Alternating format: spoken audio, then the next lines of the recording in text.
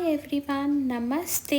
कैसे हैं आप? आज हम बात करने वाले हैं एक बहुत ही सिंपल से मेथड की, जिसके थ्रू आप अपनी बॉडी की, आप अपनी मेमोरीज़ की रीप्रोग्रामिंग कर सकते हैं। जब आप law of attraction and manifestation का प्रोसेस फॉलो करते हैं तो आपको 99% ऑफ द टाइम सिखाया जाता है कि आपको अपने सबकॉन्शियस माइंड को रीप्रोग्राम करना है। क्यों करना होता है आपको अपने सबकॉन्शियस माइंड को रीप्रोग्राम? बिकॉज वो ऑलरेडी एक सर्टेन वे में प्रोग्राम्ड है। आपका माइंड पैसे के बारे में, रिलेटिव्स के बारे में, रिश्तों के बारे में, मैनिफेस्टेशन के बारे में, डिज़ायर्स के बारे में एक सर्टेन तरीके से प्रोग्राम्ड होता है, एक सर्टेन तरीके से ही सोचता और समझता है। तो आपके माइंड को नया डेटा देने के लिए, आपके माइंड को नए प्रूफ देने के लिए कि ऐसा आपको आपके माइंड को कन्विंस करना होता है। और वो जो आप कन्विंस करते हैं, नए फैक्ट्स डालते हैं, नए बिलीफ प्रैक्टिस करते हैं, वो कैसे करते हैं? वो करते हैं आप एफर्मेशंस के थ्रू, विजुअलाइजेशंस के थ्रू। कमेंट में बताइएगा जिन्हें ये प्रोसेस नहीं पता है, मैं इस पर भी एक डिटेल्ड वीडियो बना दूँगी।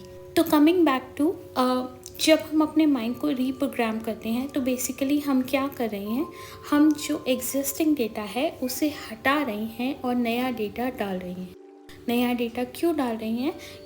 क्योंकि नए बिलीफ ही आपको आपकी नई चीज़ें मैनिफेस्ट करने में हेल्प करेंगे।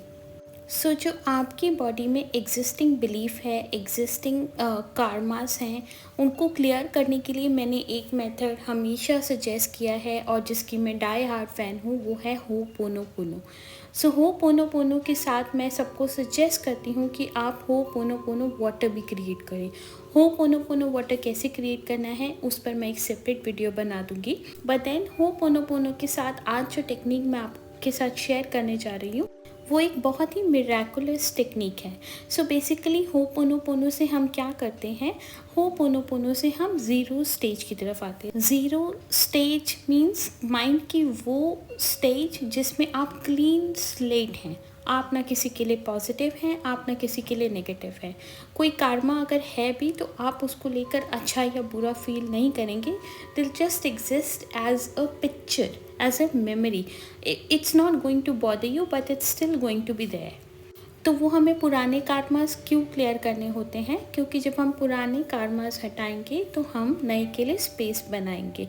और जब हमें समझ में आ गया है कि हमें नए कार्मास, अच्छे कार्मास क्रिएट करने हैं, तभी हम अच्छी चीज़ें मैनिफेस्ट कर पाएंगे। क्योंकि जैसा आप फील करते हैं, जैसा आप बिलीव करते हैं, वैसा ही आप अट्रैक्ट करते हैं और वैसा ही आप मैनिफेस्ट करते हैं। आज की मेरी जो टेक्निक है वो है blue glass solar water technique. तो ये टेक्निक क्या होती है? आपने एक ब्लू कलर की ग्लास बॉटल लेनी है, उसे आपने नॉर्मल ड्रिंकेबल वाटर से फिल करना है और आपने उसे सनलाइट में चार्ज होने के लिए रख देना है। मिनिमम 1 आवर और मैक्सिमम कैन बी 5, 6 और 4 आवर। और बाद में उस पानी को आपने होपोनोपोनो से चार्ज करना है एंड देन आपने उस पानी को पी लेना है। और सिर्फ पीना ही नहीं है, आप इससे कुकिंग भी कर सकते हैं, आप इससे शावर भी ले सकते हैं, आप इसे अपने ऊपर स्प्रिंकल भी कर सकते हैं। Why blue colour bottle? Because blue is the colour of the ocean and ocean is the happy place for the water. So when you keep water in the blue color bottle, it reminds it of its pure essence, and then water automatically heals all its negative frequencies.